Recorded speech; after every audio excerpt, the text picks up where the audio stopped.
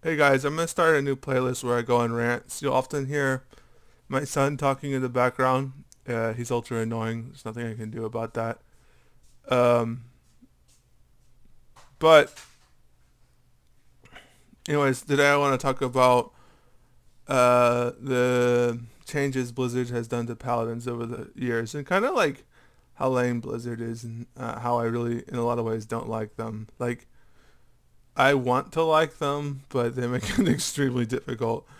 First of all, the coding is literally just based on nothing. Okay, so the P servers had certain things I think were wrong, like I don't think SOR double procced like chili pepper. I think so. The proc rates and scaling on SOR on P servers are questionable, uh, especially proc rates. No, especially scaling. The the thing about the proc rates on like chili pepper and shadow oil is that well, shadow oil is actually set by a percentage, but on era they just made an internal cooldown, which I almost guarantee you wasn't in classic at all, but they just did that because random nerfs the So, paladins oh constantly, shit. which is really annoying. um I'm turn the volume down. In the background I have like old videos of private server stuff showing off shadow reckoning, and I was using like excess. I was always more of a meta person. I'm trying to get more and more into micro and stuff, but trying out wonky builds and becoming powerful that way. The reason why, one of my biggest pet peeves, it was always like people would say, "Oh, this class sucks." Like, let's just pretend it's private servers. This argument works even better, but it actually works in all the servers, and I'll get into that in a second. He's like, "Your class sucks. You can't have this gear. You can't do any damage. You can't do," and it's like, if I could actually play on comms, but I usually can't because of family life, I'll really feel like I could just take 10 paladins in the war song, unless I was fighting like a mage heavy comp.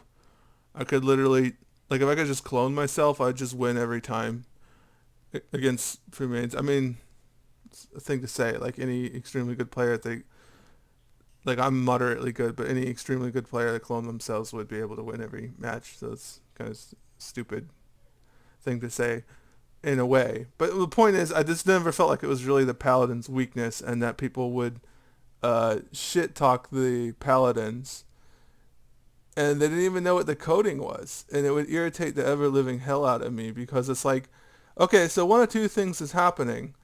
Either my class is not weak and it's actually low key overpowered on P servers, and or you just suck. But I'm pretty sure you're actually better than me. Like, a lot of these players would be like the best, and I'd beat them because I'd have some sort of meta advantage where I could exploit something about my class. And they're the same people advocating that my class, not get gear or not doing. It's like, and it's like, well, it's not a 1v1 game. It's like, yeah, I know, but literally, just take literally 10 ret paladins with Shadow Reckoning, and that would actually steamroll, as dumb as it sounds, that would steamroll a lot of comps. Like, and that's another thing. Like, take a player who has better micro than me. Sure, it doesn't pay the most. Like, the micro difference between a good and a moderate player doesn't pay maybe as much as another class does. So it is a little bit more about meta players, but still, just take a guy with really clean micro, give him the P server coding and the P server paladin, he would just fucking steamroll like a lot of these classes. It's actually it was ultra annoying, and I'm gonna get into. So it's just like this very undeserved. I mean, look. I mean, I. This is my. Well, never mind. I won't even get into it. But it's like they say we're too weak, and then we're actually too strong, and then come era, we get all our stuff changed. But it's not based on actual classic coding. Nor, and I'm not gonna say that the P servers got it right either. I kind of have an idea what classic was like because I did play a lot in 2004. And it's like both of them are wrong, and it's annoying because it's like the meme was always wrong back then too. But I can't prove the meme was wrong because they never actually gave us back the right coding. So I'll get into like evidence that they just did not code things correctly. So let's go back to the beginning of era. Uh, yeah.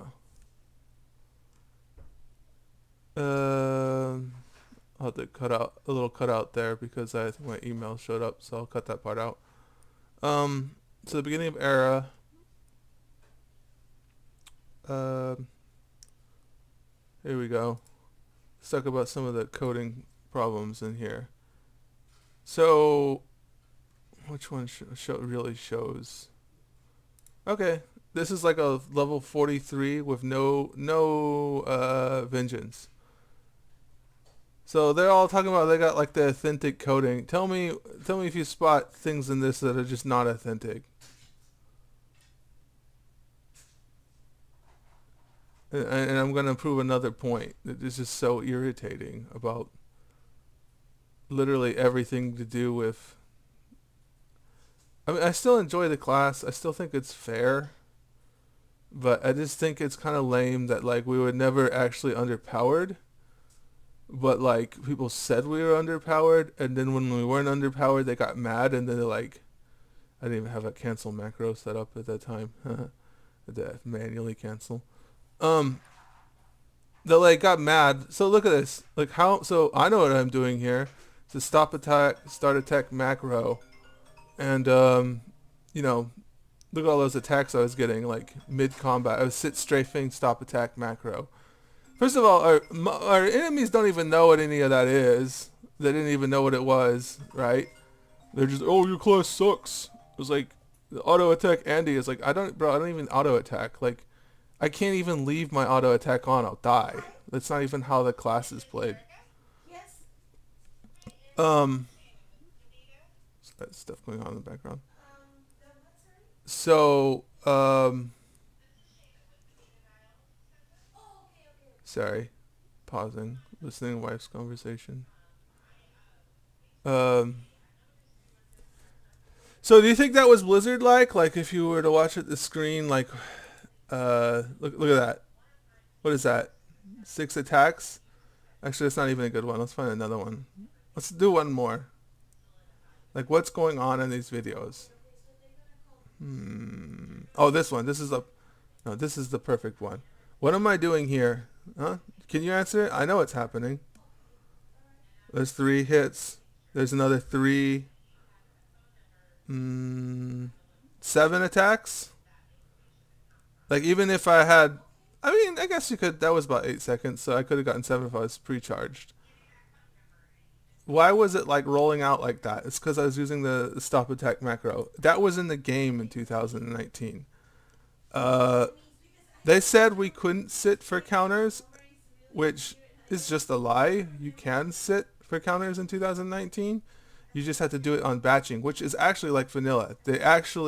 People couldn't do it because the internet wasn't as good, but you could actually had a window where you could get counters by sitting and getting critted.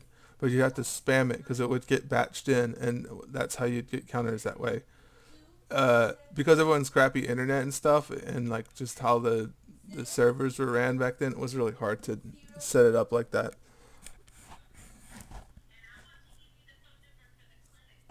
So, anyways,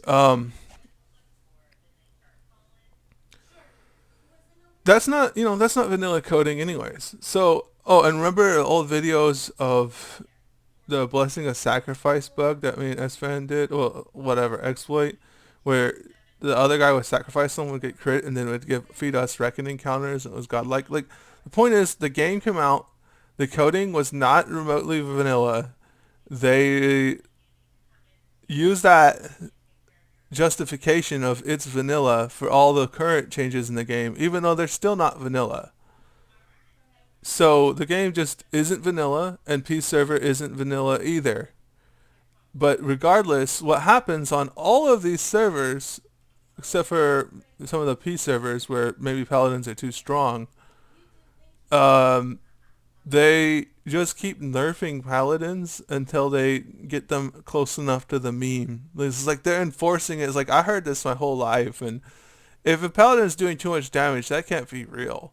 It's like maybe he just didn't know what the fuck they were doing in 2004, and it's irritating to me because I kind of had some ideas. Like I played like 2017 onward. I wasn't one of the original OG P server Andys or whatever, but I did play 2004 and 2005.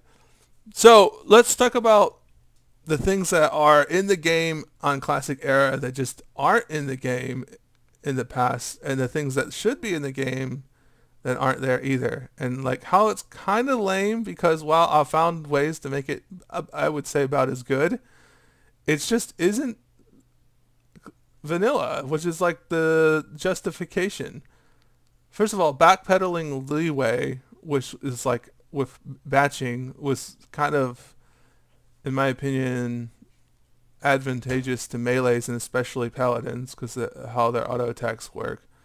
So when they changed that stuff around, they made it instant, which I agree with. They shouldn't have leeway, I guess, but at the same time, it's just like, okay, so that's one little tick against the original WoW where you guys just are enforcing the meme. That's what I should call it, enforcing the meme. It's like paladins suck. Oh, they don't suck? Let's make them suck. It's like literally the history of paladins forever. It's super annoying. So I should leave something playing in the back. I'll leave this playing in the background. Or yeah. So yeah, I think this is when I first started over to the new reckoning. So I was actually not even using the stop attack macro at this point in this video. So they nerfed that, and that actually was definitely not in vanilla. But the weird thing was, okay, something to think about, a point of view for me to say is that P servers, we had this overly procking SOR shit that parts of it I know weren't real, so I'm like, fine, take it out, whatever. And a lot easier access to like sit crits, which I think wasn't real either. It had to do with batching, and it was kind of bullshit, but it was there. It was actually in vanilla sit crits. Okay.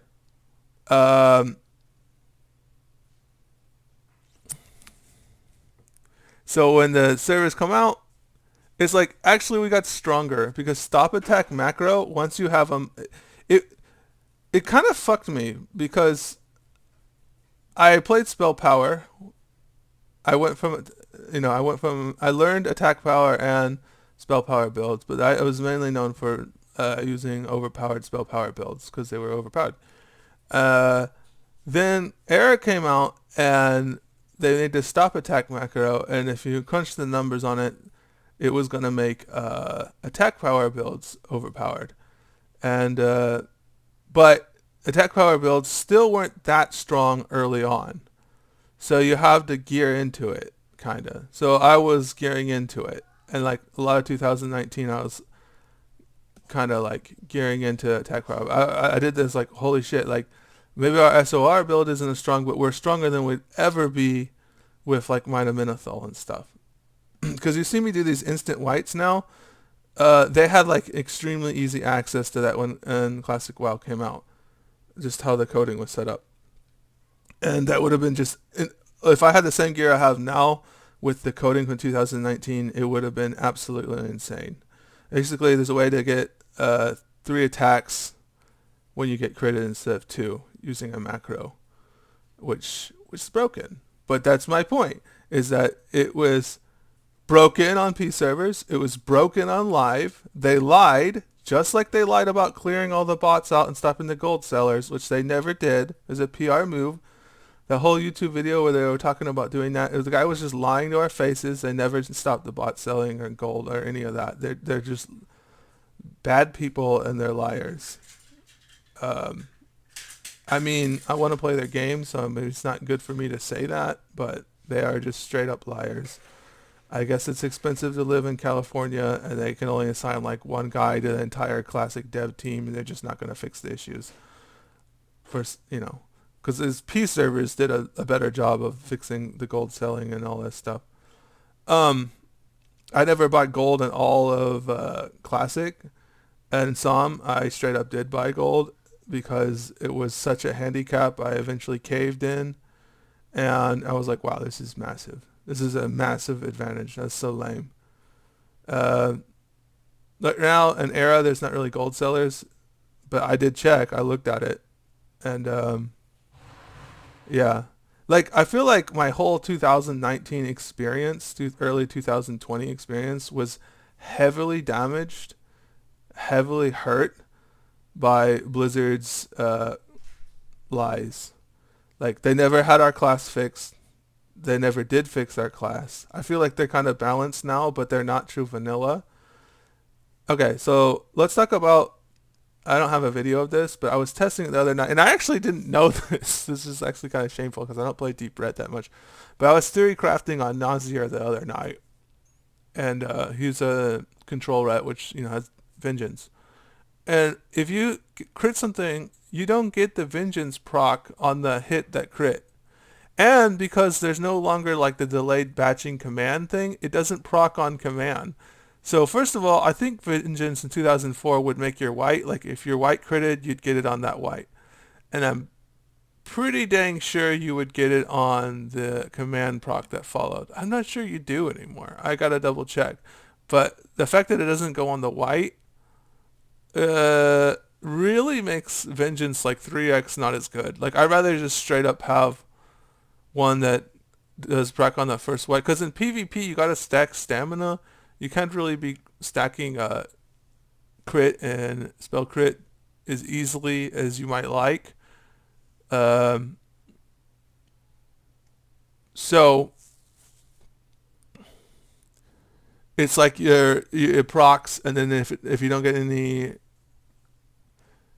like your next auto in 8 seconds, it's gonna have 15%. But it would have been so much better if like that first auto that got it, like the fact that you're losing like half. I guess it wouldn't. I guess it's not as half as bad. I guess I crunched a number bad on that. But the point is, it's a lot worse that it doesn't proc on the first hit.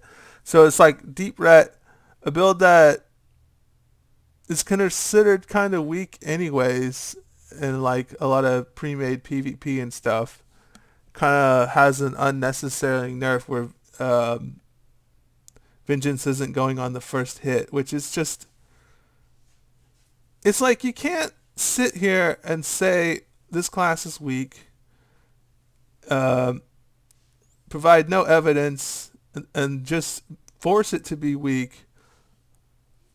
Like, and then on top of it, like the only reason it's not weak right now really is because the incompetence of the coding is so bad. And it's like, oh, I just found another way to kind of beat around the system.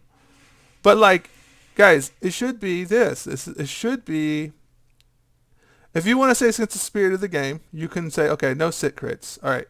I think it should have sit crits because I think it's a kind of cool mechanic, whatever. Like, I like the strafe kit where you have to do it like off a mob's attack bar and stuff. But okay, fine, remove it. It's kind of weird and not roleplay. But it was actually in the game, but I understand removing certain things like just like the spell batching and stuff, just for the sake of it being 2020 plus. Okay, fine, take that nerf. But like, why? What's up with the Vengeance? Like, oh, we just made it so all your stuff procs at the same time, and now you don't get the Vengeance bonus, so Deep Ret is kind of boned. And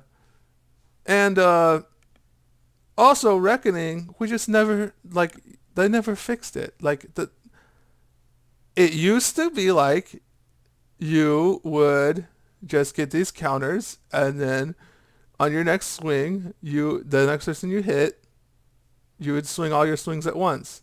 Now it does this instant white stuff, and I kind of like it because I'm used to it, and I like it's a skill, like trying to decide between setting up instant whites or storing counters for a big hit.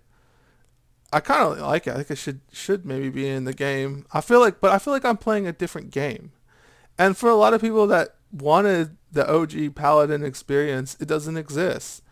There's no the scrubbed out Deep Vengeance is like lame. Like there's so many rep builds that just get like shit on because of that.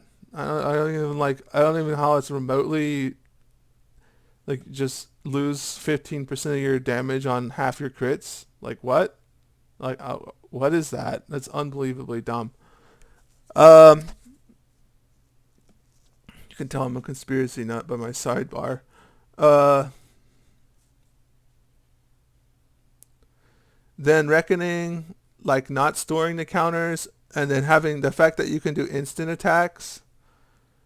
That was not in Classic WoW. I actually played Wrath of the Lich King for a little bit, and I remember that being in Wrath of the Lich King where there's like a if you get critted but you had the person targeted, you could instantly attack back. I don't remember why it was there, but I remember that being there. I didn't really play Wrath, but I like logged in and played for like a week, and I was like, I don't want to play this. But so some sort of holdover in coding, and uh, I mean, in some ways I don't have much of a point because it's like, well, you sort of like how it is now.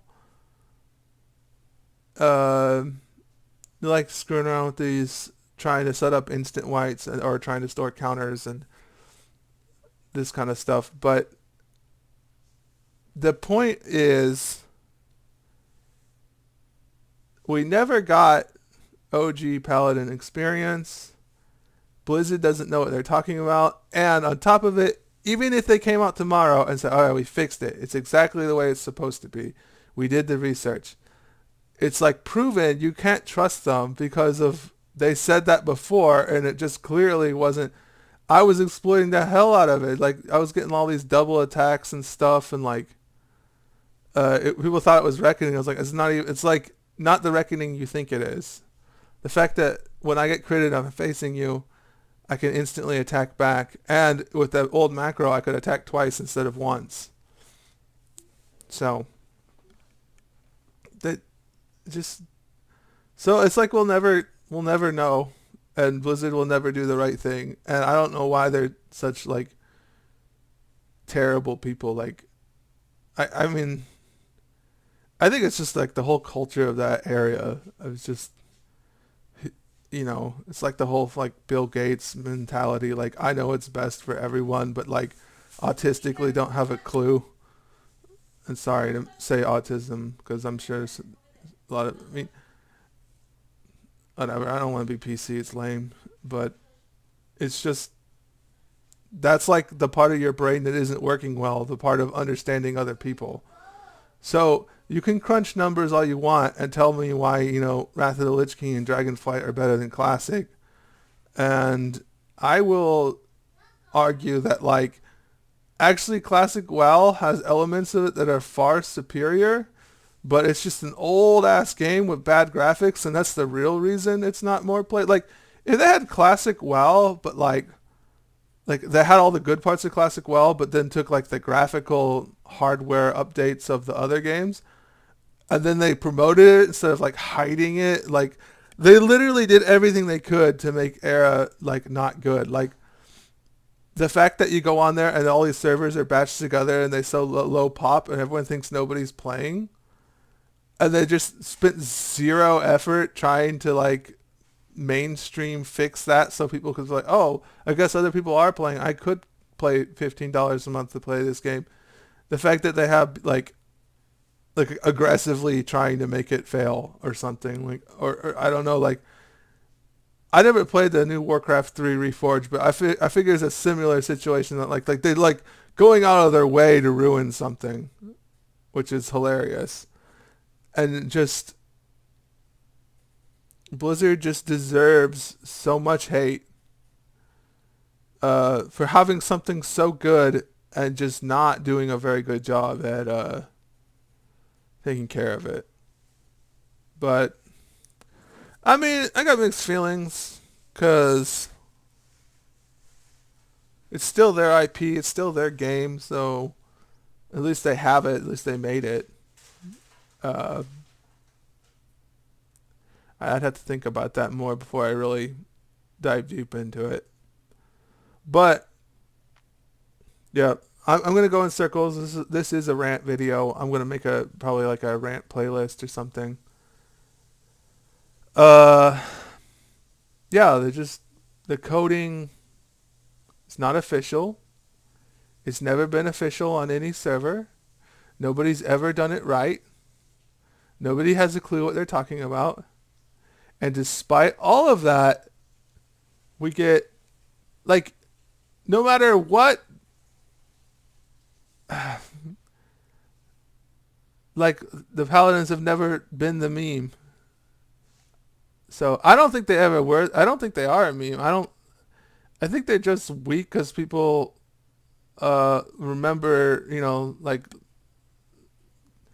the thing about paladin was it was like an unprogrammed class, like it wasn't finished, and because it wasn't finished, actually secretly made it OP, but in ways that people didn't know about. In all the ways that people understood the class, it was kind of underpowered.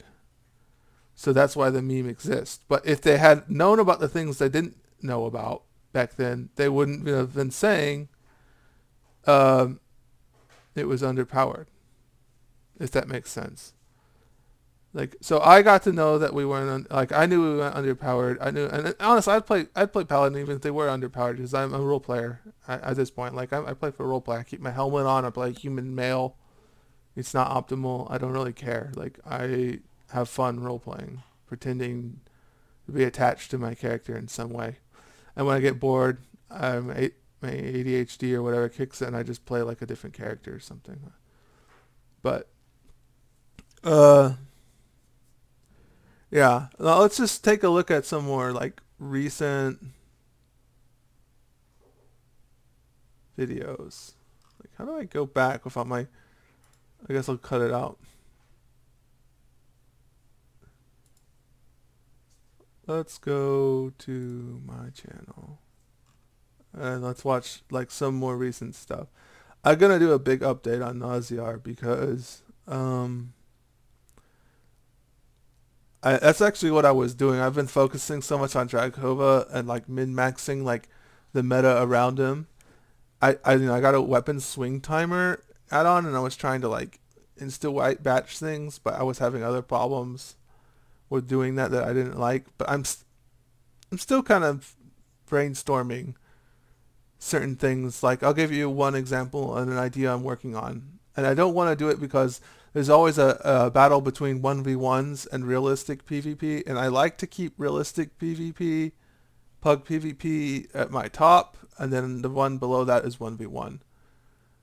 And I have a kind of an issue between the two. But like something I noticed I could kind of control is like, let's say I have a 3.8 delay weapon, I have Minotaur, and I'm fighting someone. Everybody kind of knows this. Like if you're fighting a guy with a faster weapon, you want to separate and then walk back into him. That way your swings match up, but your swings are worth more than his. Separate using freedom. So that's why having like frost oil in something is really important. And that's why I often fight with frost oil in real PvP, but not in dueling, because in dueling I like in real PvP I like frost oil with Crusader, but in a 1v1 there's a lot of times I think I'd rather have Icy Chill because I want something to make the separation a gap, and then I can control the whites when they line up. And I found when I line up the whites in a certain way, I can get it so, let's say a warrior hits me with his white attack in his hamstring, right when I hit him with my white, the game like glitches out, and as long as it's in the same batch window, and the only way to get in the same batch window, because it's like 40 milliseconds, it's not like before with spell batching, it was like I forgot how high it was, like 300 milliseconds or something crazy, but it's like 40 milliseconds. So the only way to make it line up is have like two guys of similar hitbox size walk into range of each other at the same time with their auto attack open, and that can create something like I'll show in this video. And I'm trying to really figure it out to control it. And I do it subconsciously because I have practice, but I don't do it. I want to be better at like forcing it. I'll explain some common sense things you can do to make it happen more than you want, or make it happen. Like watch this. Watch this guy. I have no counters, right? I walk into this guy. Okay, I dispense my swing and my crit. That's a seal command crits, right? Alright, so I happen to come out of this. Watch this. So I got an instant attack after the stun drop because he critted me. And then he had something else, a yellow strike. So what was that hamstring? 12 seconds on that hamstring. What was it? I don't have his combat. I don't have the combat log open. What was that yellow? So I have to go way further back. Okay, wait. Let's see. Alright, so I hit him. See, I have no counters.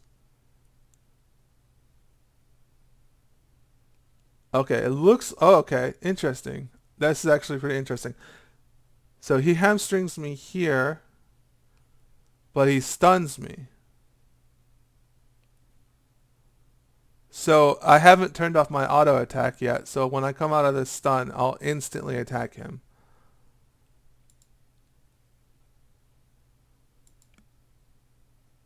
Then, like, when the stun drops, because it's been a certain amount of time, right? Something else crits me with another yellow. I don't know what it was. Oh, is that Mortal Strike, actually? 9-second Mortal Strike. Okay. Hold up. Surprised I didn't take more damage from a critical Mortal Strike, though. Oh, he hit me pretty hard. Yeah, so one of those... That Mortal Strike was a crit. He doesn't have very good gear. So, it was a...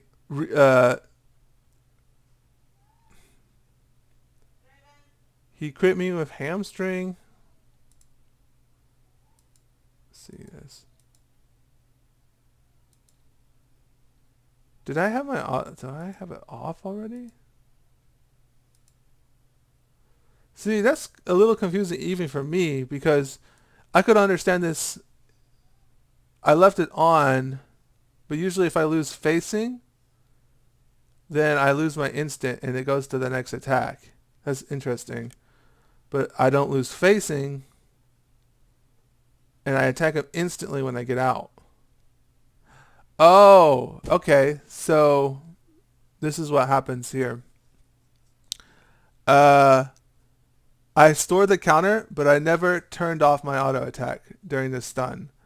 He crits me again after the stun fades, and I have that stored counter. But that next attack becomes instant.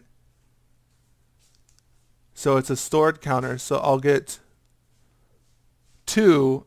And where's the third one come from? I think the third one straight up... I mean, he must have had a white crit when his Mortal Strike crit. I'd have to go really slow. Unfortunately, I need to pull up some sort of my, like, what happened to me log. But, okay, the point of this conversation is, this is not, first of all, the real point of this conversation, to tie it back to the bigger picture, is this is not in Classic WoW. Okay. Now I'm talking about how to force these situations. So it's like, the easiest way to do it in real PvP wasn't really a weapon swing timer add-on because of parries and it's like you have to predict what your enemy's going to do, whereas if you walk in and out of range, it's like they have a rage bar, they're gonna swing something. You don't have to predict if it's gonna be a hamstring or a Mortal Strike or whatever. They're gonna... Yeah. Which, something to know, guys, if you're playing a warrior, it's not gonna help all the time because it's usually not always a good idea, but Sunder does no damage, so it can't trigger Reckoning.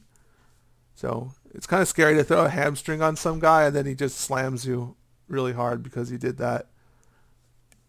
But you probably... I mean, anyways, besides the point. So, yeah.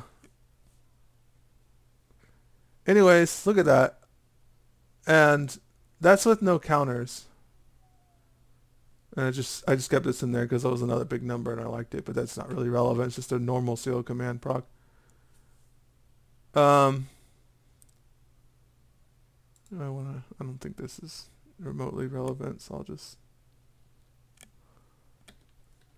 go to, where's another, I think this had, okay, so let's talk about mechanics in this.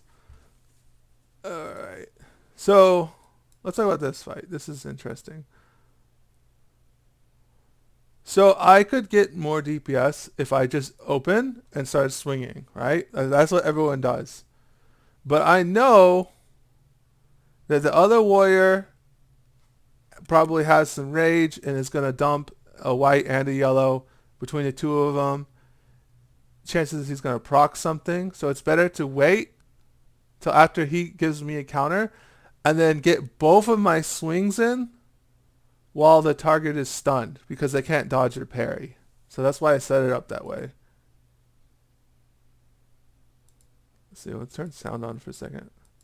Or I might have already had like a counter. Oh. Well, that's what I was trying to do. So interesting. I don't think he didn't actually crit me. Let me listen from the beginning to double check.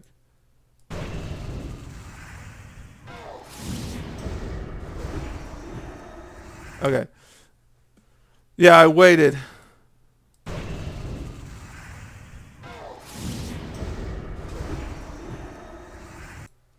Yeah. That's something you'll see me do a lot of times. So imagine this. If that warrior had critted me, if you watch it, that's not a full bomb. I hit him with like one or two count. Like I didn't even look at that part, but it wasn't a full bomb. So if that warrior would have critted me, I would have killed Naruk before he even got to swing. That would have been a sweet clip. So I was trying to do everything at once to make it overwhelming. So sometimes I'll delay my attacks. Let's just keep watching. Because I do stuff differently than other people. So right here I remember I do some kill stealing. I try to do some kill stealing. So I didn't actually, I thought he would cancel his cast until I was at least healed, but he's rude. But watch here. So like, why am I attacking him, right? Well, to be perfectly honest, guys, I wanted to show off. I have this in my brain sometimes. I like to do this. And I want to steal the kill, as just being blunt. So I'm waiting for him to swing at me, store the counter, wait for his health to drop, and then slam his face in. I have no counters right now. So even if command procs, and really it is a front load thing too. Like it actually makes sense too, because let's see how long he lasts. Okay, let's watch. Okay, see, good example. It's a front load thing. So let's say he swung, I got that counter, I would have gotten a kill on him with another white. See what I'm saying? Just one counter, I would have killed him after the ice bowl. And if I had waited, like if I had swung and then I got the counter on the next swing, I could have done an instant attack, but that's very like rely on him to do something. Whereas the other one, I was just like, he's definitely going to swing at me. If it had critted, I would have gotten an extra attack and I would have gotten the kill. But that's why I wait. And yeah, it's kind of gimmicky because it's not like it's half about getting the kill, but it actually is front-loaded DPS because I don't have to wait 4 seconds. So another thing, like this is a good example. It's like, well, you should stun people before you hit them, but I hit them pretty hard and saw how like, look at his health. Like, what is this guy wearing? I don't get it. It's like must be in like no stamina. Like ridiculous. Like look at that. That's not that much, 2200 or something, and he's already like 66% dead or 60% dead or something. That's kind of. Well, I guess I'm not being fair. I guess it is a pretty big hit. But when I saw how low he was, I was like, okay, stun him, and I'll be able to swing twice. If I have like a 3.4, I can swing Tyson Hammer all the time. But I was like, if you hit someone in the back, like try to hit people in the back. They can't dodge. It's like adding to your stun time. And then when you see how low they are, it's like, okay, he's dead. He's not going to get out of this. Actually, this part, I don't know what happens here. You guys tell me. It's interesting. Watch this. What crits me that gives me an instant attack here? I have no freaking clue. Watch. He's stunned? Auto. Oh, it's just my normal auto was on cooldown, I think. Hold up. Let me watch that again. Okay, auto. 1, 2. Oh, he... Okay, see, okay, so that's a parry haste. That's what happened. I was wondering, because he's stunned, I was like, how did I get parry haste? But if you watch it carefully, he parry hastes me right before I stun him. So that's why the next white is so quick. Let's watch that again.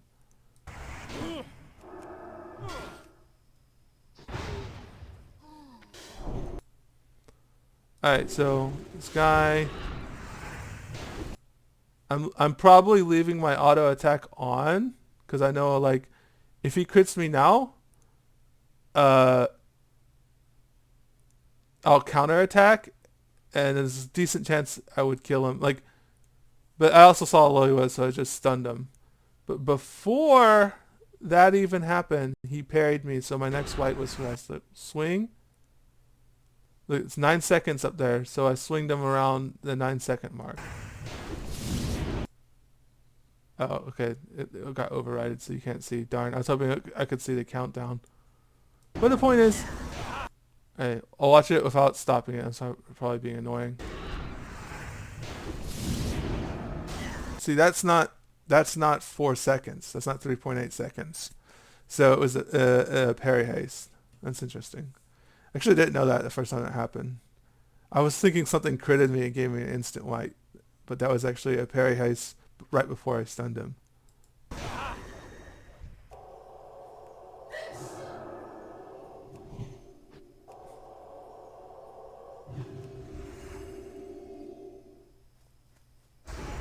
So, like, understanding parry haste, instant whites, and wreck bombs weirdly make, in my opinion, Paladin some of the most complicated auto attacking. And, like, I have a pretty decent understanding of it, but, like, if you really think about it, like, probably not min-maxing this. So this makes my beginning of the whole rant point even more relevant, which is like, he will say they're enforcing the meme, they're making the meme real, they play these other classes. And then it's like, if you would have put the same thought, like, I'll just use like Perplexity. If he would have put like the same thought he put into his rogue into a paladin, figuring out the mechanics of this, I mean, sure, it might not have made as big as a gap between a bad rogue and a good rogue, but at the same time, there's a lot more skill cap than people are aware about. They're just completely oblivious. They don't even know what's happening, and they're totally confused. And there could have been like,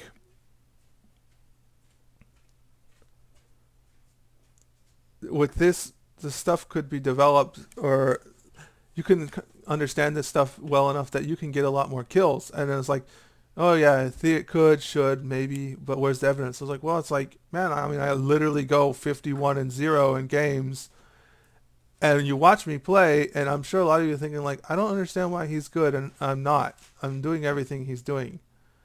And it's like, are you? Like, even when I play Deep Ret, I don't use auto attack. We don't have overpower. We lose way too much damage when we swing at someone. Like, if you're swinging at a hunter with deterrence up, or maybe not, let's not just like a rogue with evasion up, like, your damage is like 3x if you hit them in the back compared to swinging to their front. So even if it takes you half a second, if you can pre-calculate based on other people's cooldowns and stuff, oh, he's about to be stunned, or he's about to turn to face the other guy because he needs to gouge that guy. If you can calculate that timing and hit someone in the back, you can 3x your damage burst on someone. I mean, even if you calculate for the delay and swing timer and stuff. And it's weird because all our damage comes through swing time and swinging. So it sounds like the last thing you'd want to do is to delay your swings because it's literally all your damage, right? All these paladins want to get their attack out as soon as possible, and it's more about swinging when it can't be evaded. We can't. We have no thing to deal with dodge super efficiently. Like if you're fighting a really heavy dodge, like there's some matchups where enemies stacking defense or they're stacking block and all this stuff, and there is a way around it. It's or a hybrid class, so you rely more on your spell power when that situation happens. But like in real breakneck PvP or whatever, we don't really like have a way in a 1v1 to hit someone very efficiently. We just lose a lot of damage when people have evasion and dodge and stuff.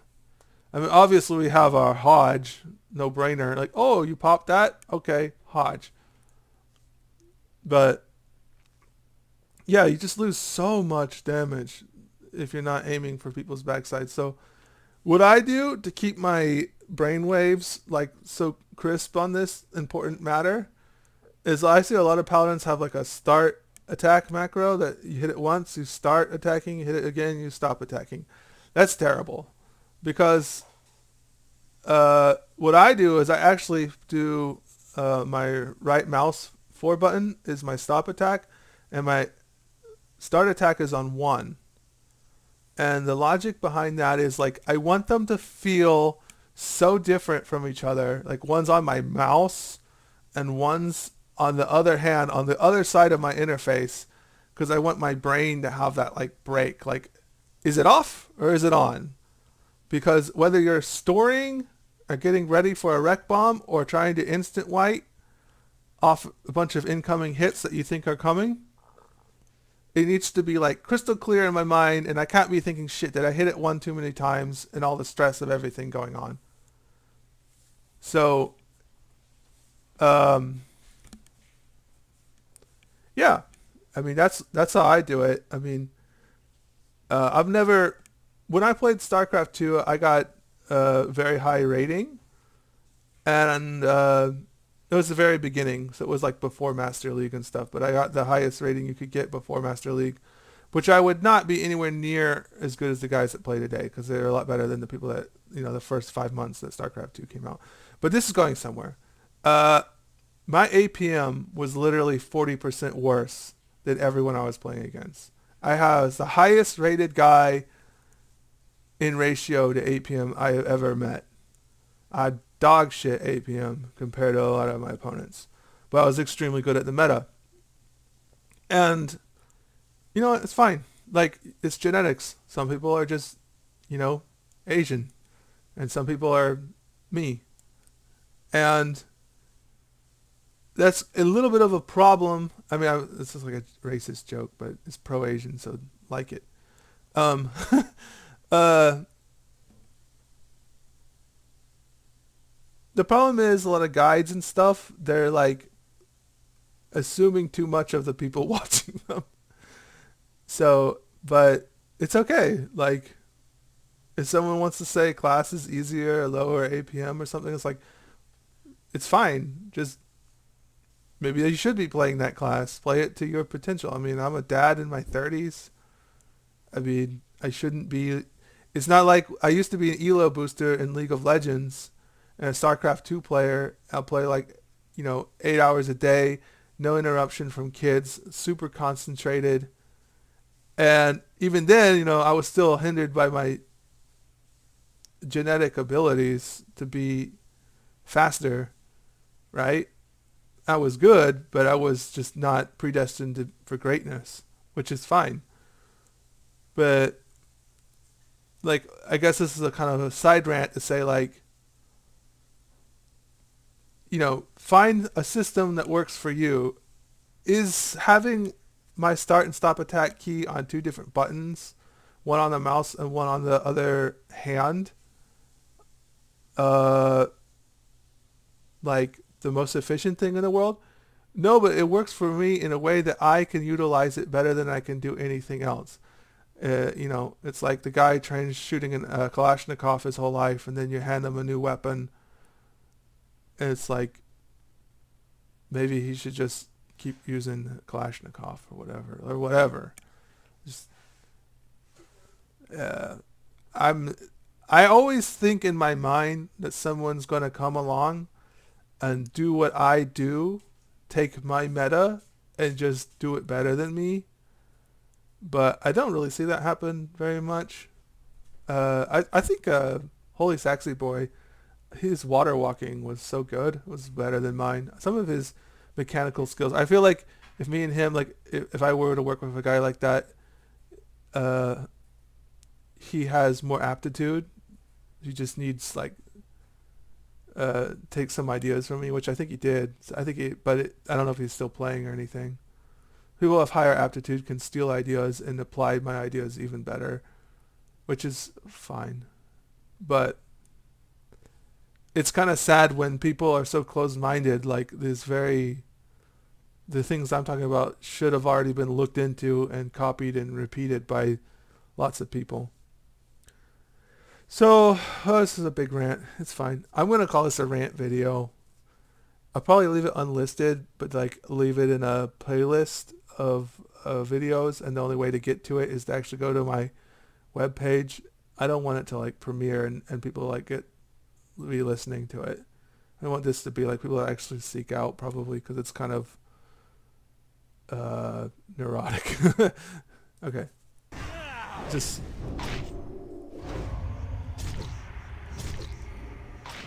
I mean, Smeagol, I backpedal on him, but people are like, "Oh, why are you doing that? It's some tactical thing." I was like, "No, it just happens to be the right speed that I want to do what I want."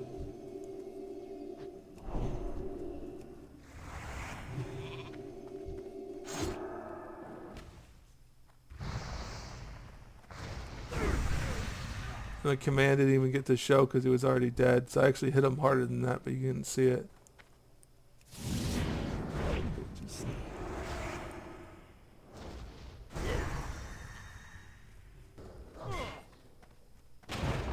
What was I? What's something in here I wanted to show? Oh yeah, I remember now. I was talking about instant whites earlier. Sorry, give me a second. I love this. This isn't the instant white. This is just funny. This is straight up like, I don't know, it's like such a diss. Not even getting command procs. It's just beating the death with white damage. Okay, so this is super important. This part right here. Let's see if I can backtrack a few seconds. Watch this. Okay, so I got rid of my reckoning counters. You saw me use them. What's happening here, guys? So earlier I was talking about going in and out of combat and trying to control it to force instant whites to happen. Yeah.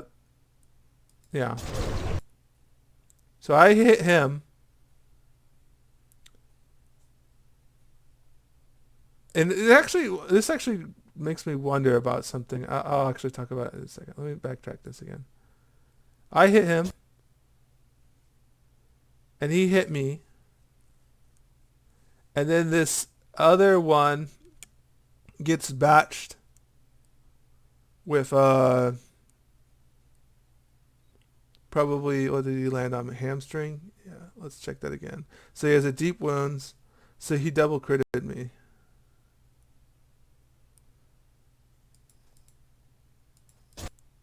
Yeah. Okay. This is what happened here. He used his first global cooldown, hit me with hamstring. His hamstring crit and his white crit. That, and I hit him right before he hit me. So I hit him, and I wonder if it's because I have better ping than him. I don't know if this doesn't work, works differently if my ping is higher. I don't think so. I think it's just batched together. I hit him, it's in the same 40 millisecond batch window. He hit me, it crits. So then it triggers a instant attack. So this is my instantly attacking him back. So, and look, you could, the 777, I'm pretty sure I don't get the vengeance on that, but it critted, and then the instant counter attack from his counter attack, possibly because I have better ping than him, it gives me the 3% vengeance or whatever, and I think I get Crusader off it. That's why it goes all the way to 850.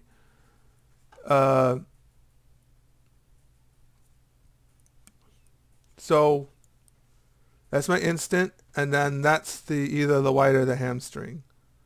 So let's. I know I'm really slow with this. I'm sorry, guys. Watch it from here. Counter's gone. I have no counters.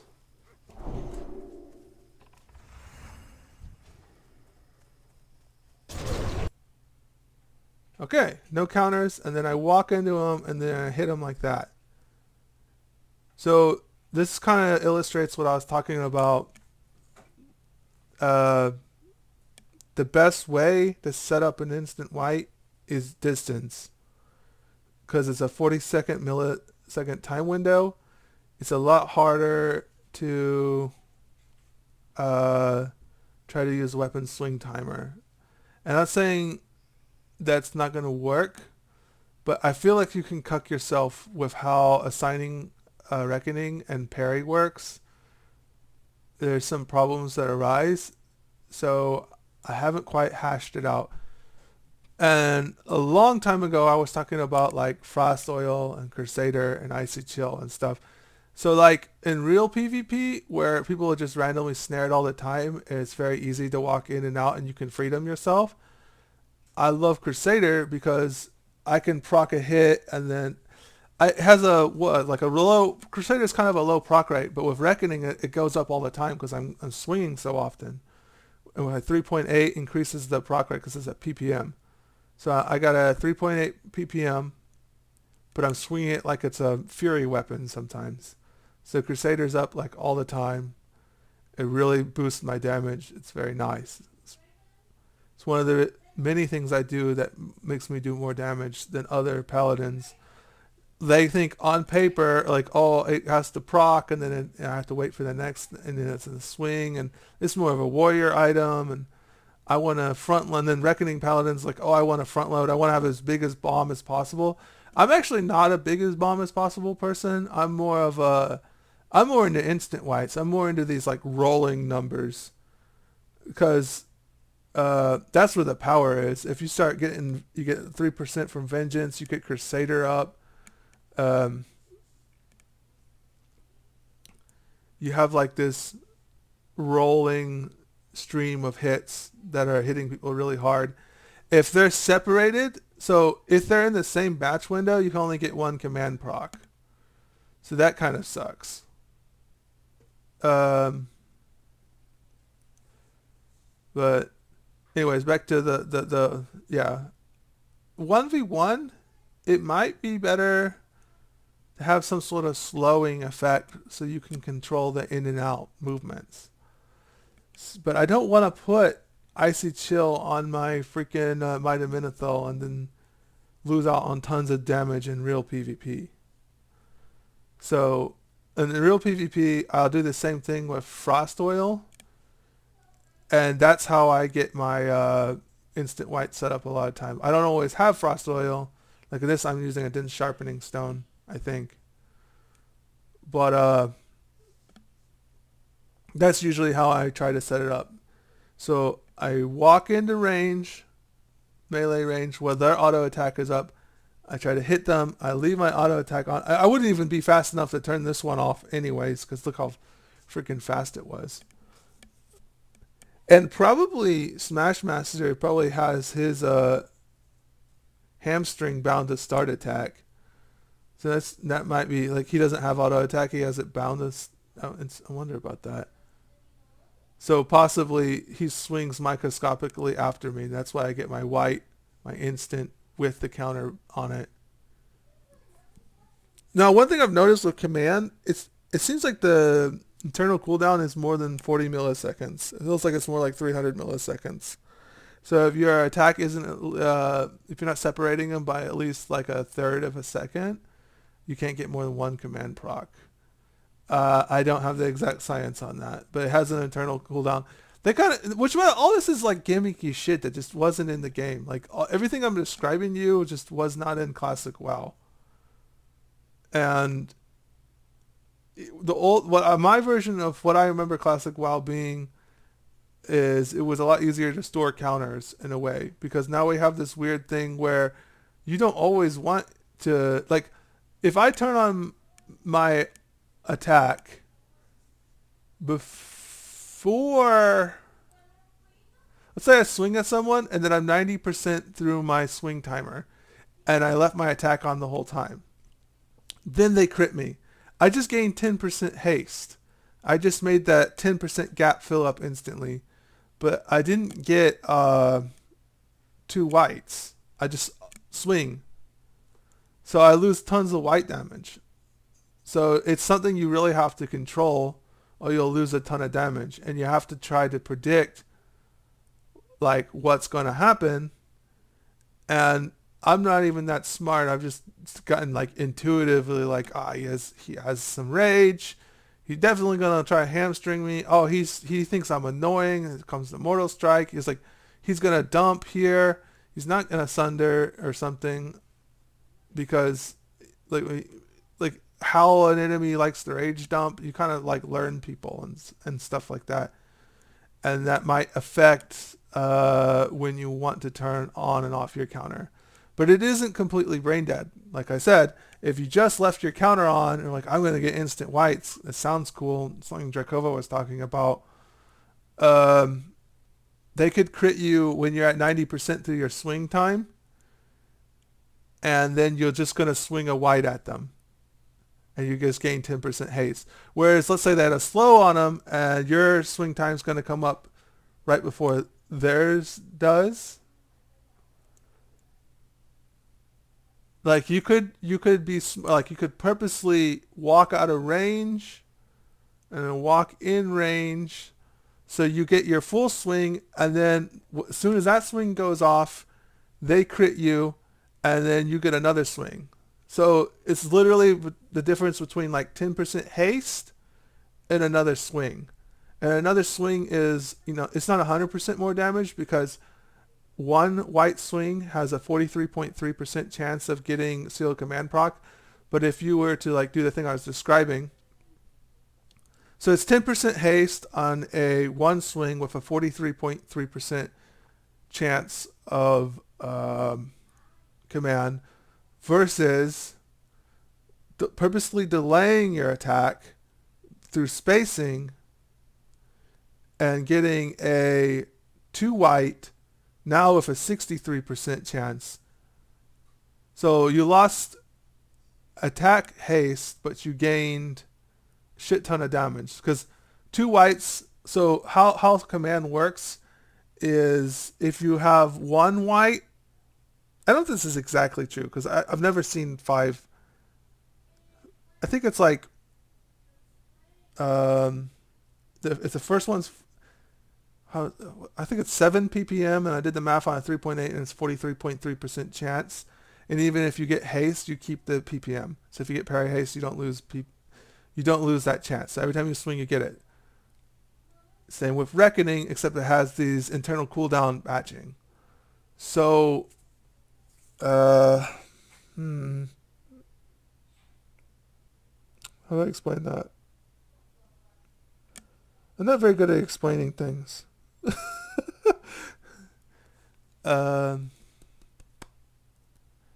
Okay, so if it's in the same batch window, you have 2 white swings. You go from you take the remainder. Okay, so it didn't proc. So I'm gonna keep it more simple because 43.3 is confusing. I'm just gonna go to whole numbers and just say 64% chance it doesn't proc, right? So adding another white to that batch window is 43.3% of 63 as well, which I think I did the math at some point, and then you add those together.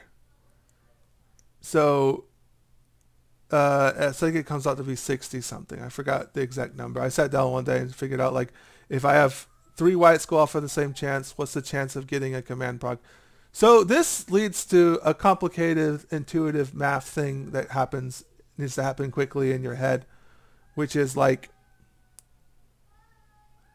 storing counters versus uh, keeping your auto attack and releasing them as soon as you get them. Like, let's take out that. Okay, they're gonna be hodged, so I can, and it's a stun, no dodge, right? Like, don't think about that, or even really the enemy critting you and causing an instant white. Let's just use the word haste in general to describe getting instant white, because that's kind of what it. An instant white can be haste, because let's say you attack someone, then they crit you 1 second later, you can attack them again. So there's something to think about spacing out your whites, though, because in original classic, if you have 5 whites, you can only get 1 command proc, right? But there's there's a formula, I'm sure, but I don't use math when I'm playing a game. I use intuition, of splitting your whites in a way that it's like, I got 2 counters, so I'm going to get a command. I got 2 counters, so I can get my chance of getting another counter. Like, taking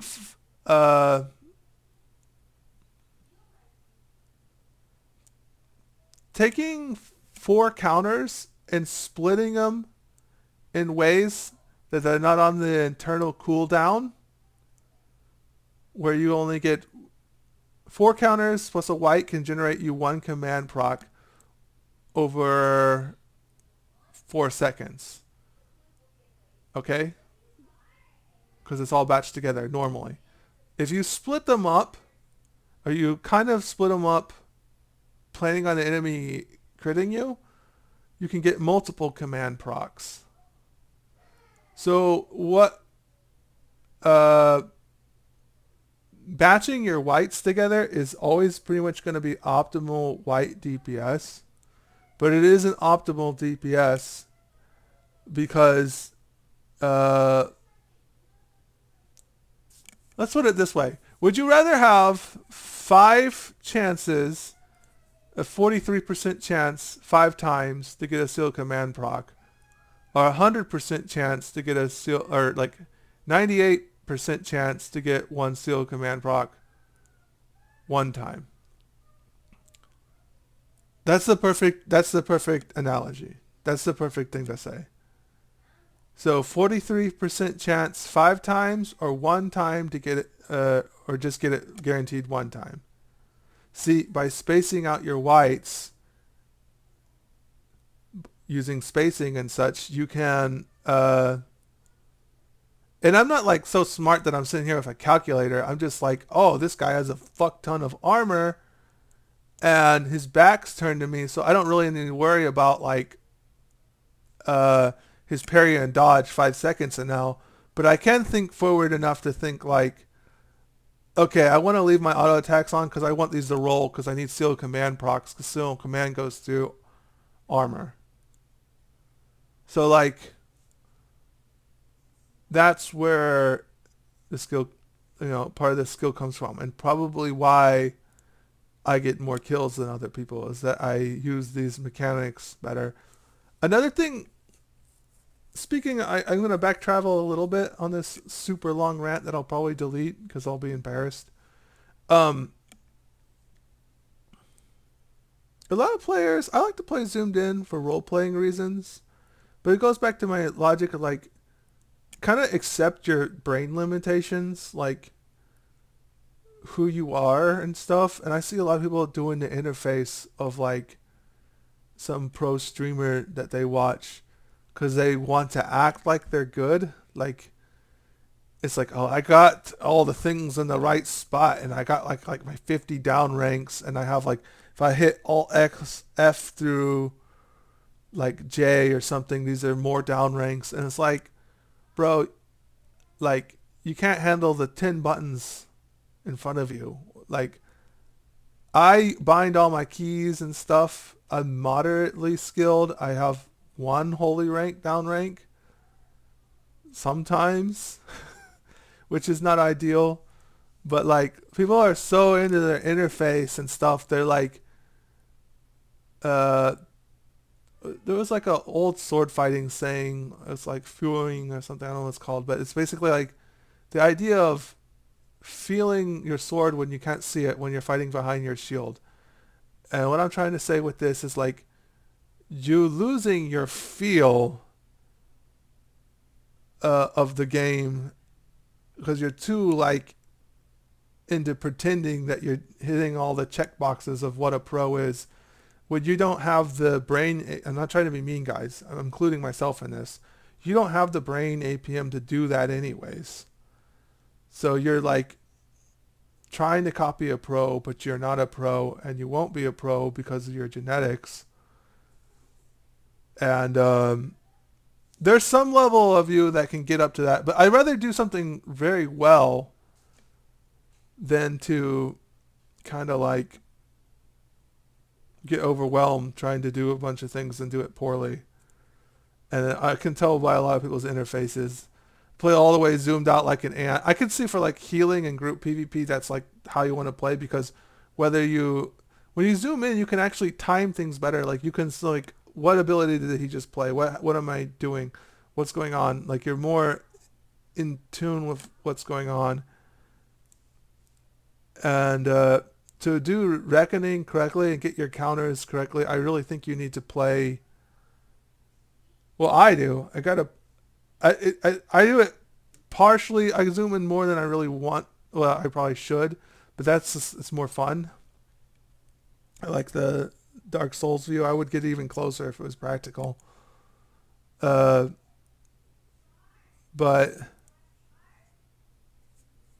yeah, I feel like people are not in touch with their mechanics. Like only on paper they are, but in reality they're not. And they should probably adjust some things. I don't know. I get weirded out. Like everyone has like these crazy like 5 million things on their interface, and I'm like, yeah, but I could have killed that shaman that you just died to. I watched the fight. You were like, he was like blasting you, and you weren't like timing anything correctly.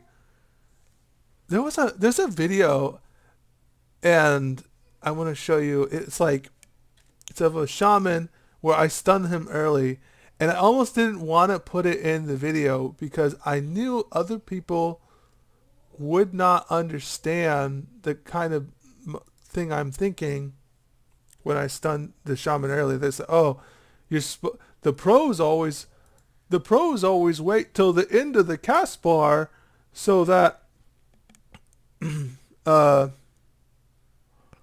they waste more time healing, and then you cancel it. So you don't want to stun too early."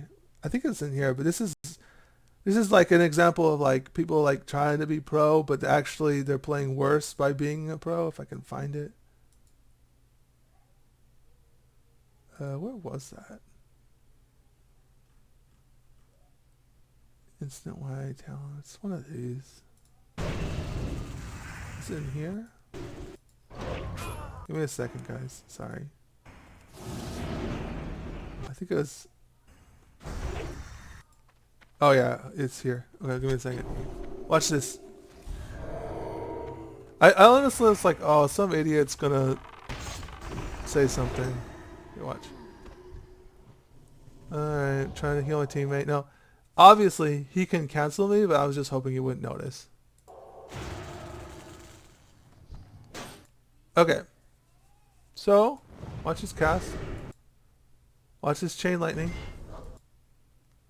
I should stun him probably about now. Okay. So, people watch pro videos, and they're like, dude, you should wait to the end of his cast if you're going to stun him. No. You're wrong. Why? What if he resisted that stun and I'm stuck in a global and I can't shield and he rails me?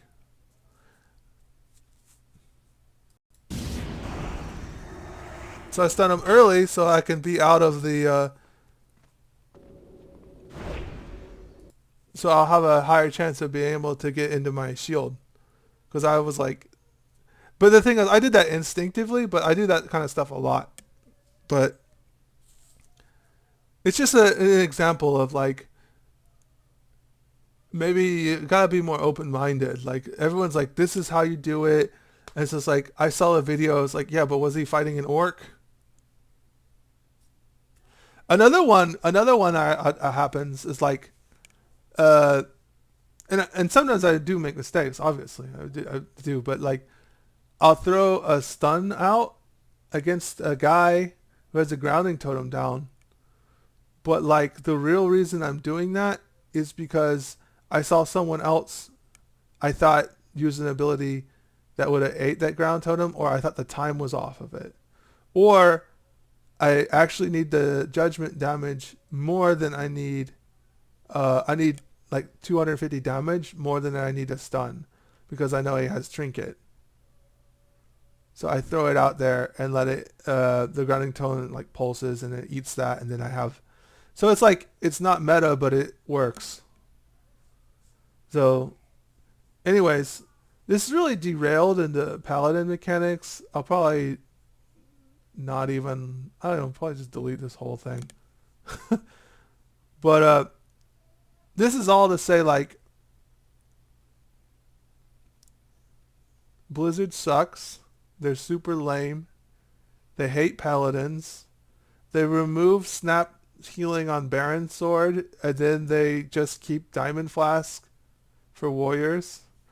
Like, it's like they're cheating. Like, it explicitly talks about removing the scaling from items in the patch notes, that it's against the purpose, like the whole thing of the game, and like 1.07. But they didn't actually remove Diamond Flask to TBC because nobody really realized that they do it, and it was an accident, and they even talk about it being an accident. I can't find the patch notes right now, but they even talk about it basically being an accident, and it was supposed to be removed. So then what had happened? Eric comes out and they say, "Oh, no changes, no changes. It's an accident that helps this class." But when the paladins, it's like, "Oh, it's an accident that helps this class." That was actually in the game, like sitting for reckoning counters was in the game. It was in the game. So the same logic that you want to keep the accidentally leaving Diamond Flask in till TBC, which nobody was exploiting, just like nobody was exploiting sit for counters and classic. Well, it's like, that's against the spirit of the game. And it's like, well, but this isn't. And the thing is, I don't really want Diamond Flask to get removed because it keeps warriors engaged. And I feel like they did remove it from Psalm for this reason. But it's like, why so gun-ho to enforce the meme? I feel like every time I had, like, 2019 was rough for me because, like, every time I found something, they just nerfed it again. And, like, I had to relearn all the meta anyways. It sucked. Like, I had to fight, like, Venruki and Peo. Like, everything had changed. Like, I was like, oh, shit, I guess I just auto-attack. And then I found all this awesome stuff totally in, like, the beginning of Classic 2019, I was, like, more powerful than ever. Like, literally, like, ridiculous. Like, look, I want to show you my, like, ludicrous power level at that time because of the stop attack macro. But, you know, they took that away too. It was a pretty good one. I'm a level 48 prop paladin fighting. I mean, it's a little blurry.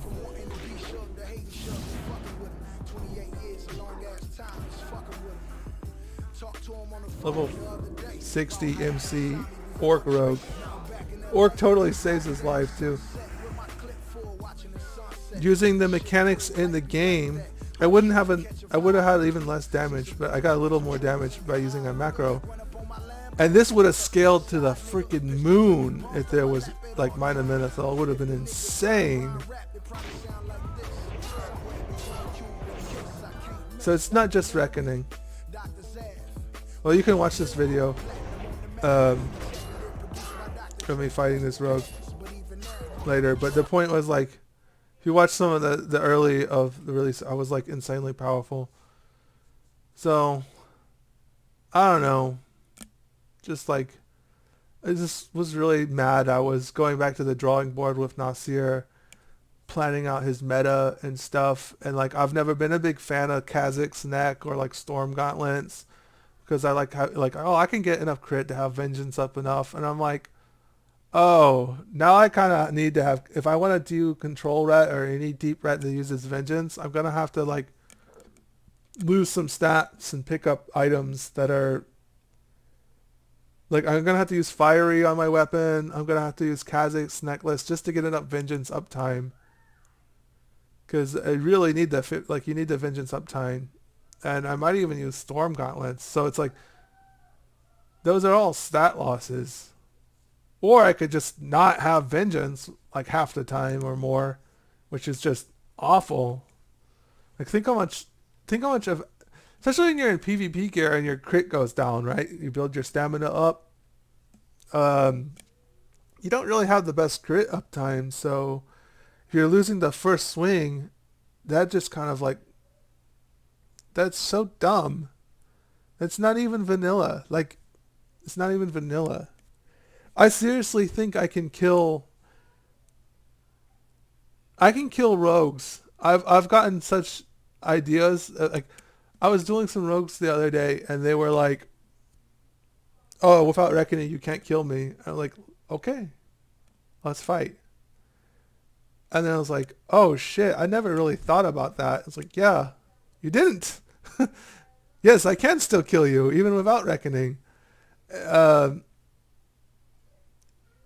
Even with like 20 resets, I can still kill you.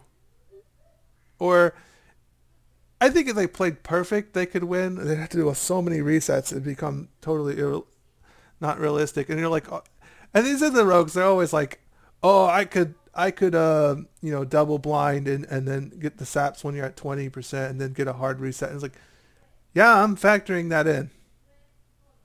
And there's stuff about deep ret that people don't know about, and I really want to get into it, but losing so many stats to keep Vengeance uptime really just set me off the other day. And you guys see me playing Nasir now, and I'm doing okay, but like I haven't like broke it down and min-maxed it yet. And as Drakova is kind of sorry, I want the raid log with Drakova because I feel like other than the walk in and out to get his instant white set up better, I'm kind of getting that meta down really well, and I wanted to focus on a deep ret meta. And I was just so devastated when I was crunching numbers. I was like, what? Freaking Vengeance doesn't proc on the first hit that it goes off? I was like, that's not even classic. Like, what the fuck? Stupid game. So yeah, we're going to suck when you have us like nerf for no reason. And even with that, I'm still going to beat y'all. I can't be an orc rogue, or I can beat free action potion rogues with Drakova, as long as I'm allowed to use potions too. That's an interesting fight, like potion meta. But I'm not so sure about Nasir. Like in even gear, if they're an orc, I definitely have to be a dwarf, but I might have to be a dwarf anyways, depending on their...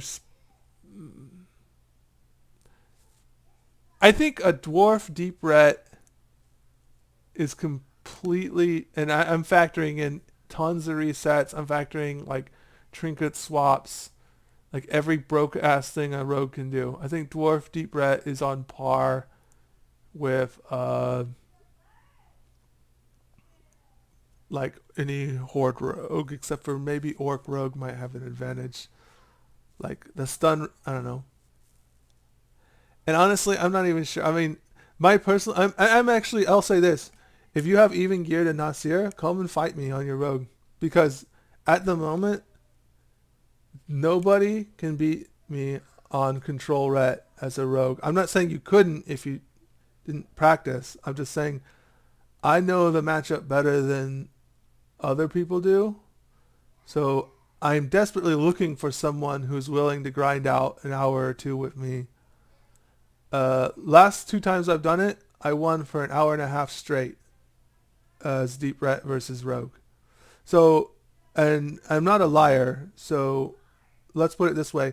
When I show my meta versus mages, I openly admit that with all the resets and cheese mages can do in an open field, I literally cannot beat a mage. And I put YouTube videos out showing that I can't. I beat them all the time, especially in real PvP with line of sight and stuff. But it's like, so I'm factoring everything in when I say this. Like, come and fight me. I want to fight you with control ret. You can beat prep or sword, whatever combination you want. And I don't even have, I was fighting Rob the Rogue or something, and he was beating me sometimes. But I wasn't even using shield talents at that time. And I think he could probably beat me, but on Nasir versus his rogue. But the thing is, he massively outgears me. I feel like if I had all max gear on my control ret, I would still beat him too. So there's like, I don't even know. There's not a single alliance rogue in even gear at the moment that can beat me. And I think that could be remedied. I think you should, if you know exactly what you're doing and you watch what I'm doing, you should be able to beat me, unless I was playing a dwarf. But my deep ret is not a dwarf, so yeah. Anyways, I'm going to make a unlisted rant video, and I might have more of these depending if people like to listen to them or not, or have questions. I don't want rant videos to premiere to everyone, so they need to be in their own playlists, and the only way to access them is to go through the unlisted playlist. Because I think this would really put off a lot of people to just start playing Classic WoW and just go on this ridiculous rant. But they want to see the wreck bombs and stuff. Let's watch before I go. I've always wanted, I like doing these videos. I like to express my thoughts and think about things. I love to answer questions. It's fun. It's like when I'm at work, I can't really play or anything, but I can go read comments and stuff. But I felt like it's also kind of like not good for YouTube. It's not a good YouTube format. So maybe I can find some way to have unlisted videos that people can get access to, so they can listen to rants and have conversations about meta and stuff, and actually help me, as I might want weak auras made that aren't made yet. And like, there's some things I'm exploring that people don't know I'm exploring, and like maybe someone else takes what I'm doing, gives me feedback, and we refine it and they make it better than if I had just kept doing it on my own as like this dad gamer or whatever. So let's talk about, the thing that everyone likes the most. Like I like playing with instant white theory crafting and like when to keep auto attack on based on what's happening. Let's do one more instant white scenario where I'll get your brain thinking. This is, I swear to God, I have one counter.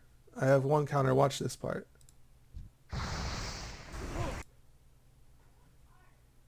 So that's my one counter. So that was my first hit. Second hit. Wait, what? Oh. No, okay. So that's... Actually, I'm a little confused.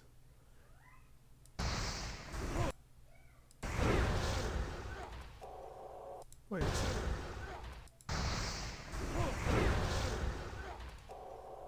Oh, maybe I had 0 counters. So I hit him, proc command, and then his Frost Nova crit me, but since I kept my facing on him, like if I was faced the wrong way and turned to him, it would go on the next swing. But like, I was facing him, so if the Frost Nova critted, because I knew he was going to do that, I instantly attack again. And then like, let's just watch another example of instance whites. Kill this shaman somewhere in here. Okay, so watch this. Right, that's a wreck bomb. Everyone knows what that is. So I obviously don't have any reckoning counters. Now watch. So He actually dodges my command, so he stays alive. Would have killed him, obviously, but then like fiery or some little shitty thing proc from him, and I instantly swing a second later. And I checked the spacing on that real quick. I'm just curious.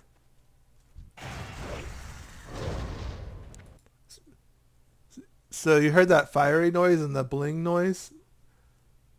That made me instantly attack him because I left my auto attack on.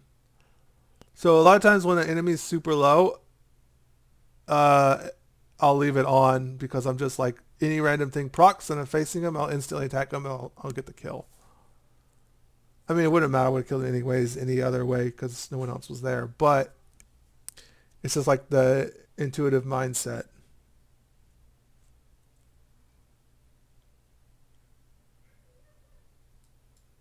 Let's see. I'm just curious. I think I just kept this one because I thought it was funny because I was just hit hard right here. So something to think about, judgment, scaling on judgment. Really, I mean, with a deep ret build, oh, that's another thing. Deep ret, you judge someone, you don't get the 15% when it crits, unless it was already up before. How lame is that? That's massive because I was making a whole build, a spell power shadow build with nausea. I was like tweaking it and stuff, and like when I lost those numbers, I was like, I don't think this is gonna work anymore. Because if you auto and it's critted, and you okay, I like using a warrior because a warrior is a good example for this. When I play on nausea, I can get like, and he doesn't even have that much spell power, so I'm actually trying to get Fallen God, and I would really like Neff's tier. I'll talk about it later, but I get a Judgment of Command without Berserk, no Berserk, for 1,480, 1,450. How I set that up, it has to have, Vengeance has to be up before I stun them. So it's rare because that's, it shouldn't be this way. It should be able to go off the Judgment itself. So it literally should happen twice as often that I can get that high, but it doesn't because of stupid programming.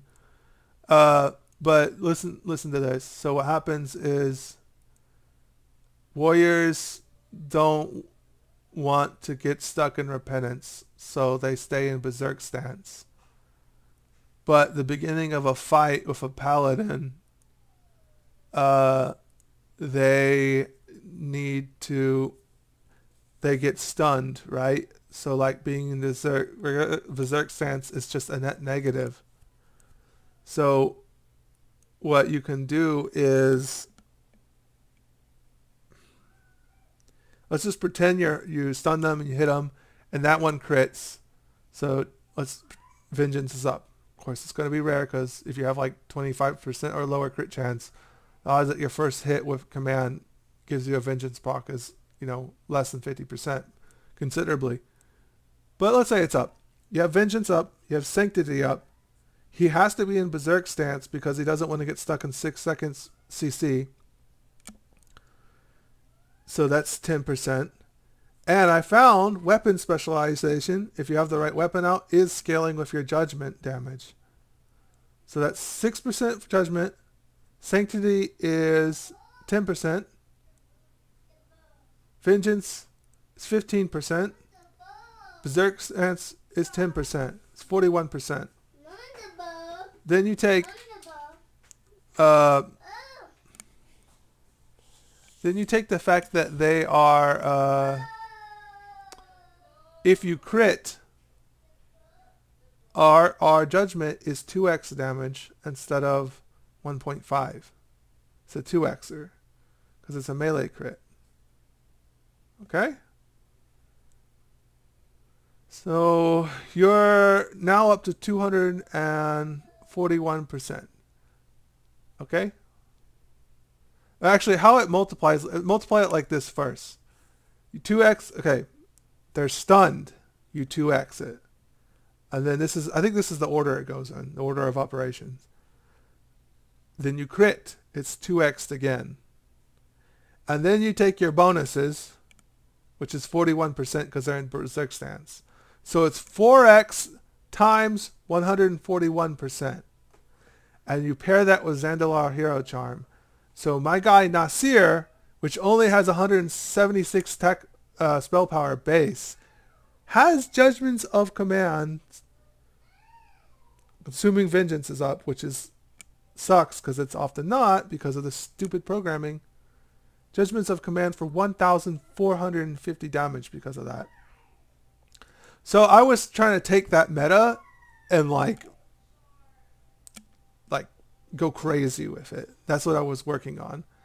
Because Shadow Oil scales on this server and it's a 15% proc chance, but it doesn't has an eternal cooldown, which, by the way, there's no evidence ever did, which is just felt like a direct nerf to Shadow Reckoning. Because Frost Oil has no eternal cooldown, but mysteriously Shadow Oil is. It's like they watched Drakova videos and they were like, fuck this guy.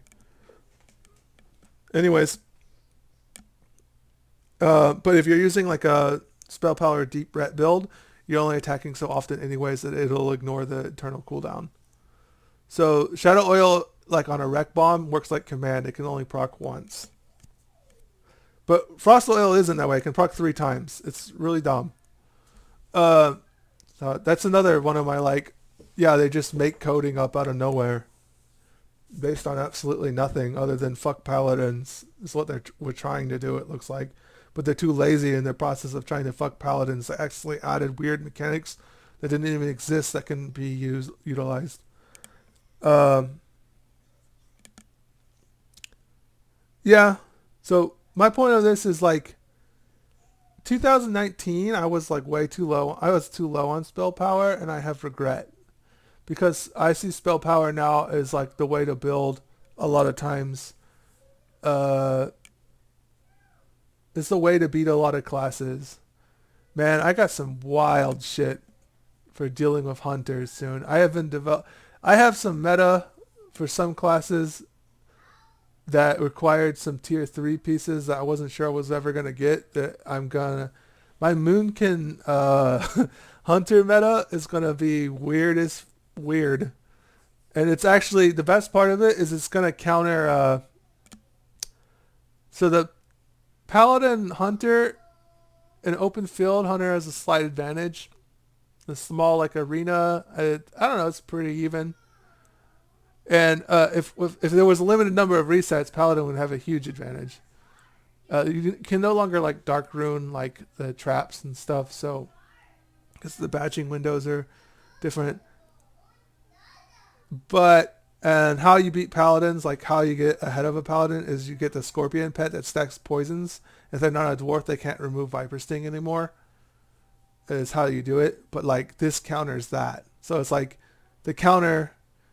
You can counter the counter with a new counter I've developed, which I'm not ready to reveal yet. And I have a similar one with downranking boomkins. That's gonna be glorious. I had some practice with it on a private server, but that private server only went to tier 2. Now that there's thick obsidian breastplate plus tier 3, there's a weird thing combination where you can still do damage, but like a boomkin can't kill you. You have ways to negate their all-ins, and then they try to drag it and get out with downranking, and it backfires. But anyways, that's for when it happens. When I get those pieces, I'll show you. I got to practice. It's a little bit of the theory side right now, but I just don't see how it won't work. I've seen no way for it to not work. And I like auto wins because like, let's say you're going to I want to go to a tournament. I really do. But like Warlock and Mage is so hard in an open field with no line of sight that like, I really need to,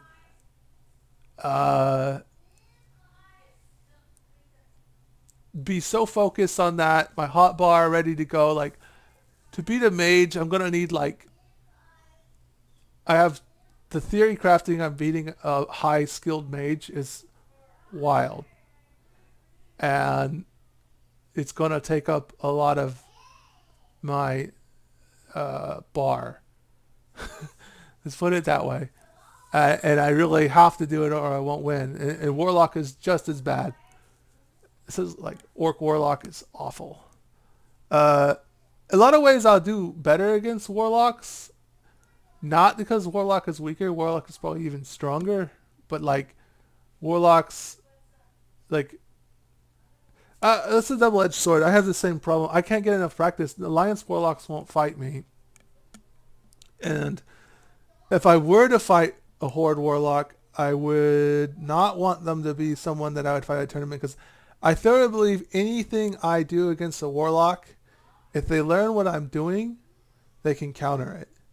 So the best way to beat a Warlock is have many ways, learn many strategies for fighting a Warlock, do them one time, beat the Warlock, and then win 2 out of 3 by switching strategies. And the same goes for Mage. Everything I have planned out against Mage, I feel like could be defeated because of control. So it's about having multiple strategies, doing them so well that they're not prepared.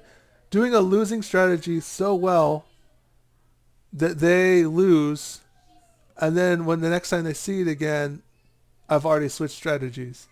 And that's very like bag space slash Bart like resource intense that I would like to have some auto wins. So that, like what I'm planning against Moonkin, I feel like maybe it won't work like I think it will, but what I have against Moonkin just feels like how could they win? I mean, even if I never catch them, like I catch them just enough that they're. I mean, I just don't see how it works for them. I know they can do like 4K Starfires, so it's there is some really serious all-in potential, like kite down rank and then all in at certain points, really painful with like summons and stuff. But I think I can counter all that pretty brain dead wise. So I really like the idea of having like brain dead matches because what I would have to do to beat a very high end mage or warlock without line of sight, even with line of sight would be hard, but without line of sight is like crazy hard. And it would be a lot harder for me than for them, so I also don't want to play against them. I need to find alliance guys that are on that level, but I honestly can't. And that is especially true of warlocks. Like there's good alliance warlocks, I'm sure, but like they're just not in the mood to fight or something. Like I'm not getting any practice. Like, and the battleground doesn't count. Like I'm always killing warlocks, but they're always like scrubs or like they underestimate me, or I'm using strategies that just would not work in an open field. Like I'm just like, oh, line of sight that spell, line of sight that spell, whack you once. Oh, you're going to cast this. The line of sight is huge. Like you'll rarely see me fight a warlock in the middle of the battlegrounds, but I'll fight them all day inside of a tunnel. And like I do it so often. People see me kill warlocks all the time, kill their warlock, and they're like, "Oh, he can kill warlocks." Like, yeah, I can continuously kill you in this environment, but that's not a dueling environment. Dueling environment's awful because warlock can. First of all, I think they all cheaters because the fact that their Hellstone is on cooldown with Whipperroot, I think means that we should all be allowed to use Whipperoots. Like I think Whipperoots should be part of dueling meta for tournaments because of some classes how their share cooldowns are and stuff. But they also get to pick the right pet. So like maybe in real PvP they might have the wrong pet out. And like in world PvP I might even be pre-charged. Because you can still pre-charge even without sitting. So anyways, wreck bombs. I was supposed to do that. Let's just watch this. This is like what everyone knows. But there's still something to it I want to talk about.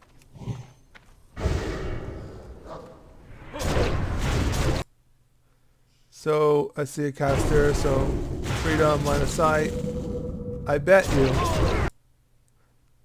I don't. A lot of times I remite, but I don't really remite versus shamans because essentially a warrior like this, like you want to keep freedom up and not get hamstringed. And now, so I wouldn't remite anyways because there's a warrior on me. I remite and then he hamstrings me and I'm screwed. So watch this.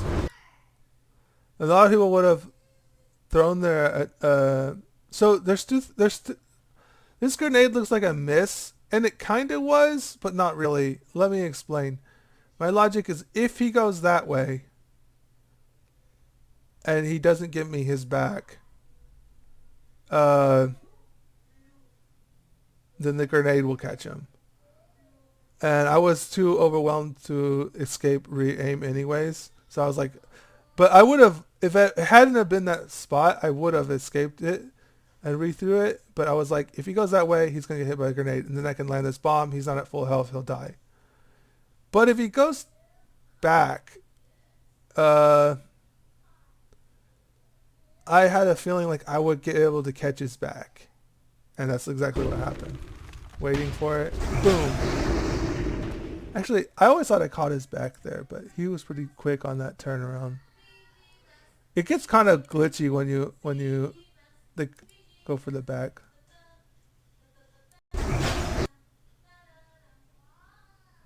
Actually, let's watch that again.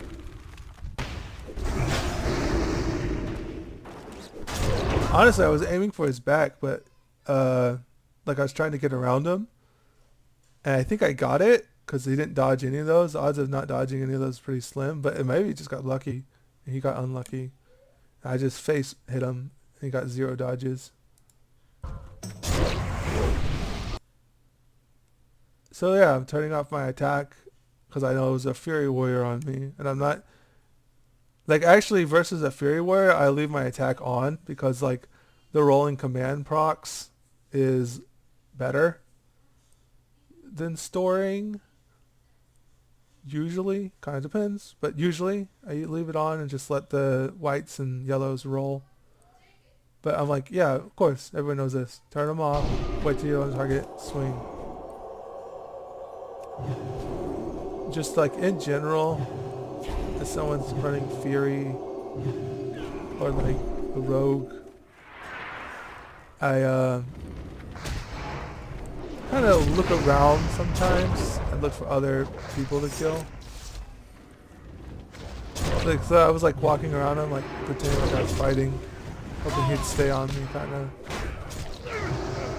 I think I tried to hammer him there. I wasn't too sure. Sometimes I try to hammer people so I won't lose my counters, but I'll still get the kill. Then right when I go in there, I get a slam his face in or whatever. So anyways, this is an epic rant. I'll probably delete it. Depends on the comments, like what you think, what you want to. Maybe it'll be like, like I said, like a unlisted thing, and then people can ask questions and stuff. We're gonna make an unlisted playlist and just see how that works.